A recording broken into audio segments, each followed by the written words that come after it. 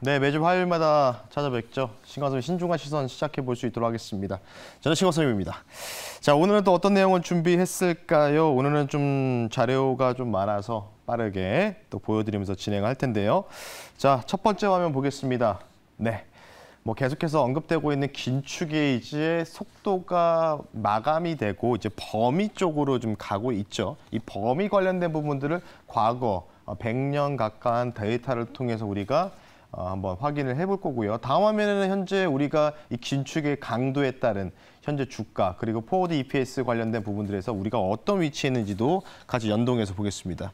연도별 페드의 긴축 구간마다의 뭔가 이벤트가 발생했던 부분들인데 뭐 아시다시피 지금 약간 남색으로 이제 곡선이 그려져 있죠. 미국의 이제 페드에서 얼만큼의 그 금리를 지금 올렸을 때, 긴축을 단행했을 때 어떤 이벤트가 발생했는지 과거 이제 100년 역사를 좀 보게 될 텐데요. 좌측부터 이제 우측까지가 이제 현재 진행이라고 보시면 좋을 것 같은데, 뭐 좌측에서 이제 1927년도, 29년도. 예, 뭐 이때 세대를 경험하신 분은 안 계시겠죠. 뭐 계실 수 있겠지만, 뭐 거의 100년 전인데, 이때 당시에 이제 긴축이 조금은 좀 이제 확대됐을 때 이제 월가에서의 그런 경제 대공황이 1929년도에 펼쳐져서 주가 급락이 나오고, 그리고 37년도에서 이 정책의 뭔가 이 미국 정책의 실수로 인해서 또 한 번의 또 급락이 한번 출현했습니다. 그리고 나서 이제 50년 전, 이제 반세기 전으로 돌아가게 되면은 뭐 계속해서 나왔던 부분들, 부채 그리고 신용 리스크의 부각으로 뭐 플랭클린이라든지 뭐 펜센터라든지 이런 주요 은행들, 그때 당시 주 은행들이 파산 사태가 이루어지면서 이런 식으로 뭔가 긴축 강도가에 따라서 이제 신용 리스크에 따라서 은행들이 주가들이 급락이 나오면서 실질적으로 뭔가 크래시한 시장이 지금 펼쳐졌습니다. 그리고 나서 이제 뭐 00년도에는 테크 버블, 뭐 아시겠죠? 이때 당시에는 뭐 우리나라도 마찬가지로 닷컴 버블이라고 칭할 정도로 엄청나게 주가, 특히 코스닥이 진짜 엄청나게 올라갔었고요. 그리고 서브프라임 관련된 위기, 그리고 현재 또 진행형이죠. 미국의 이 전반적인 이 뱅크런 사태에 대한 우려감들. 자, 근데 제가 이 지표를 좀 보여드리는 이유는 뭐냐면 이 페드에서의 그런 정책적 금리가 상당히 긴축을 강도 높게 유지됐을 때 이 곡선이 최고점이 1982년도, 그리고 1987년, 그리고 1974년도인데 지금 보시면요. 23년도죠. 23년도인데 맨 우측 하단에 보시면 현재 진행형이죠. 이 곡선에 대한 부분들을요. 보시면 뭐 이전보다, 그러니까 30년 전보다는 그렇게 긴축의 강도가 크지는 않습니다. 크지는 않는데 지금 시장을 뭔가 이 뉴스라든지 전반적인 미국 증시가 흔들리는 과정 속은 이전보다 좀 더 심각한 상태에 지금 몰려 있다, 이렇게 좀 말씀드리고 싶고요. 이 지표를 전반적으로 봤을 때는 과거 30년 대비해서는 아무것도 아닌 이 긴축의 강도였다, 이렇게 좀 볼 수가 있는 지표다라고 좀 보시면 좋을 것 같고요. 자, 다음 한번 보겠습니다. 그래서 지금 최근에 미국 증시가 특히 나스닥 100 지수 위주로 상당히 그래도 이 상승에 대한 퍼포먼스가 잘 나오고 있죠.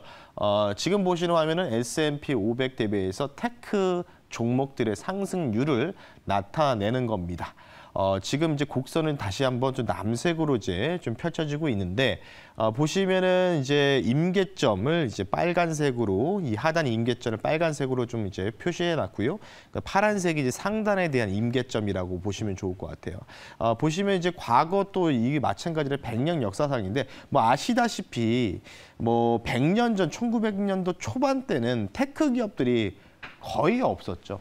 예, 거의 없었고, 뭐 중반부터 이제 시작이 됐었고, 특히 이제 닷컴 버블 당시에 뭐 인터넷 기업들 위주로, 뭐 플랫폼 기업들 위주로 상승세가 좀 많이 나왔고, 이 도표를 좀 봤을 때는 이전 과거 레벨과 비교했을 때, 물론 이제 세상이라는 게 좀 많이 변하다 보니까요, 30년도 대비해서 지금은 이제 4차 산업혁명 시대에 이제 넘어간 상황이지 않습니까? 그러다 보니까 전일, 그러니까 오늘 새벽에 끝난 미국 증시도 AI 종목군 센터로 강세를 좀 보였는데 마찬가지라는 거죠. 마찬가지. 지금도 비슷한 상황이 지금 직면돼 있다라고 보시면 좋은데 지금 보시면 과거 닷컴 버블 그리고 1970년도 때 당시와 굉장히 좀 유사점을 좀 펼쳐지고 있습니다. 그리고 이전 닷컴 버블 때 당시보다 테크 상승률 S&P 500 대비해서 좀 더 월반하는 모습을 보이고 있다. 그렇다는 얘기는 뭘까요? 지금 테크 종목들이 좀 비싸다 이런 부분들을 나타내고 있는 거겠죠. 자, 다음 한번 보겠습니다. 그래서 지금 우리가 글로벌 증시가 지금 미국 증시가 어쨌든 인덱스 펀드, 뮤추얼 펀드의 투자, 전 세계 투자 자금의 71%가 미국 증시에 투자돼 있다 보니까 셋업이 돼 있다 보니까 그러면 지금 미국 금리가 5.25잖아요. 5.25인데 시장에 반영되는 이 기간은 조금 있기 때문에 지금 현재 미국 주가 그리고 포워드 EPS 관련된 부분들을 계산했을 때 지금 기준금리 대비해서 현재 위치가 어디쯤에 위치했는지를 알 수 있는 명확한 도표인데요. 보시면 지금 이제 초록색이 S&P 500에 관련된 이제 그 어닝과의 주가에 대한 비교 차트고요. 그리고 이 점선으로 남색으로 점선으로 좀 찍혀 있죠.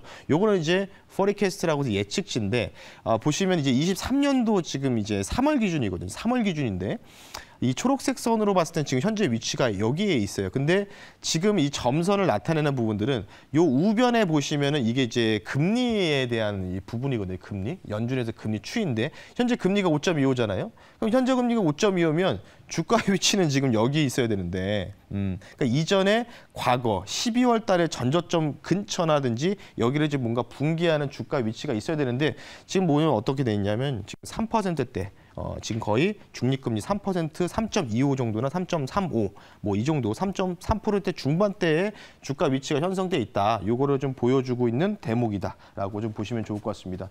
뭐 그렇기 때문에 뭐 월가의 쪽집게 도사인 마이클 윌슨도 오늘 뭐 인터뷰가 나왔는데 뭐라고 나왔냐면은 지금 랠리가 조금 다소 이해가 안 되지만 주가가 비싼 건 사실이다. S&P 500 기준으로. 근데 이 랠리 자체가 불트랩인지 베어트랩인지 본인도 헷갈린다라고 우스갯소리로 좀 얘기를 했거든요. 참고하시면 좋을 것 같고요. 자, 다음 한번 보겠습니다. 좀 다른 화면을 좀 보여드릴게요. 계속해서 말씀드리고 있는 부분들이죠. 바로 제가 말씀드렸던 부분들은 이제 신용 리스크 관련된 부분들 누구나 알고 있기 때문에 이걸로 뭔가 주가를 하락의 비밀을 제공하지 않을 것이다. 그러면 뭐가 있을까요? 작년 2월 그리고 2월 24일 날 우크라이나 러시아 전쟁이 이제 특별 군사 작전을 명목으로 터졌는데 사실 그것 때문에 주가가 이제 인플레이션을 못 잡을 수 있다라는 우려감으로 의해서 상당 폭으로 주가 레벨이 다운이 많이 됐었고요. 지금 보시면 이제 좌측 우측 이제 어제자로 최신 기사입니다. 뭐 아시다시피 이제 돈바스 지역 그 좌측 지역에 자포리자 원전이 있는데 여기를 작년에 여러분들 아시겠지만 8월, 9월 달에 기억이 하실 겁니다. 이때 당시에 뭐 우크라이나 지역이었는데 러시아가 뺏으면서 점령하면서 뭐 여기서 뭔가 이제 오발 사고가 발생해서 이 자포리자 원전이 터질 수 있다. 뭐 이런 뉴스들을 많이 도배되면서 우리나라 증시도 한 뭐 코스피 기준으로 2% 정도 가까이 뭐 약간의 순간적인 크러쉬한 급락세가 한번 나왔었죠. 그런 부분들. 그러니까 지금 러시아가 지금 이 자포리자 원전을 지금 점령한 상황인데 최근에 여러분들 뭐 아시겠지만 지난주에 이제 그 뉴스가 보도가 됐었죠. 크렘린궁, 푸틴이 살고 있는 크렘린궁에서 우크라이나의 드론으로 추정되는 물체가 공격을 하다가 격추되는 영상이 국내 뉴스에서도 보도가 됐었죠. 이걸 가지고 러시아는 이건 우크라이나의 드론이다. 그리고 우크라이나는 자작극이다라고 하고 있는데 어쨌든 간에 이제 오늘 이제 2차 세계대전을 맞이한 러시아의 전승전이란 말이죠. 그래서 지금 전승전 전후로 해서 뭔가 격해지는 움직임이 나올 가능성이 있다. 그리고 이제 우측에 보시면 뭐 아시다시피 이제 그 군사 협약에 약간 좀 어긋나는 백리탄 관련된 부분이죠. 이게 굉장히 좀 위험한 무기인데 이 격전지, 돈바스 지역 격전지에서 러시아가 이제 좀 최악의 수를 좀 두고 있죠. 국제법상 살상에 그 사용 제한되고 있는 이 무기 100리탄을 투하하는 장면이 좀 포착이 되고 있는데 벌써 악마의 무기라고도 합니다. 그래서 이전보다 좀 더 격해지는 우려 상황들이 계속해서 연출이 되고 있다라고 좀 보시면 좋을 것 같기 때문에 말씀드리고요. 자, 다음 한번 보겠습니다. 다음 화면은 연합뉴스에서 발췌한 자료인데요. 뭐 아시다시피 뭐 바그너 그룹이라고 여러분들 아실 거예요. 용병 그룹이죠. 러시아 쪽에 붙어 있는 용병 그룹인데 탄약이 보급이 안 돼가지고 탄약이 보급이 안 돼서 병사들이 무의미하게 지금 죽음을 맞이하고 있다. 그래서 이 바그너 그룹의 수장이 인터뷰가 좀 나왔었죠. 그리고 다음 한번 볼게요. 그러면서 이 바그너 그룹이 물론 지금 최신 기사가 또 업데이트된 거는 이제 탄약 보급을 지원받기로 약속을 해서 다시 또 주둔하겠다는 얘기 나오고 있는데 지금 아시다시피 러시아의 약간의 좀 이제 그 자매 결혼 같은 국가가 하나 있죠. 바로 체첸. 국제적으로 인정받지 못한 국가죠. 체첸 자치공화국이 또 정부 수장이 또 바그너 그룹이 뭐 철수를 하면은 우리라도 보내달라고 하고 있죠. 뭐 아시다시피 역사를 공부하신 분들, 세계사를 공부하신 분들 아시겠지만 체첸이 상당히 이 뭔가 이제 군사력이 좀 이제 1인당 군사력이 좀 뛰어난 이런 뭔가 국가다 이렇게 보시면 좋은데 계속해서 이런 분위기를 봤을 때는 점진적으로 그러니까 겨울에는 뭔가 춥다 보니까 이 전쟁에 대한 부분들이 약간의 좀 느슨해지는 경우가 좀 나오면서 약간의 좀 이런 모습을 보이고 있는데 최근에 이제 날씨가 좀 풀리는 이제 동계가 지나고 이제 하기로 넘어가는 시점에 오니까 슬금슬금 좀 더 격해지는 이 우려 상황들을 내포하고 있습니다. 그러다 보니까 국내장을 한번 유사하게 좀 우리가 살펴볼 수 있는데 다음 한번 보면서 말씀드릴게요.